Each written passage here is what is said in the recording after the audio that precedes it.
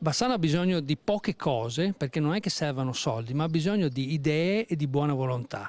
Il giorno della presentazione è lo stesso della visita del candidato alle regionali Jacopo Berti e del deputato e vicepresidente alla Camera Luigi Di Maio, ma si tratta di una semplice coincidenza. All'Associazione Sviluppo Economia Veneto, fondata da diversi fuoriusciti dal Movimento 5 Stelle, una rottura consumatasi polemicamente alla vigilia delle ultime elezioni comunali di Bassano, si preferisce parlare di progetti concreti. L'obiettivo è il rilancio di una città piena di potenzialità inespresse. Per questo l'associazione ha preparato una lista di progetti da sottoporre all'amministrazione comunale, partendo da tasti dolenti della città come il museo civico. Il museo civico oggi perde un sacco di soldi. La Basilica Palladiana e la Gipsoteca di Possagno sono due esempi di musei sul nostro territorio molto importanti. Bisognerebbe che il museo di Bassano fosse messo in rete con questi sistemi museali importanti del nostro territorio e per esempio venisse creato un ticket cumulativo.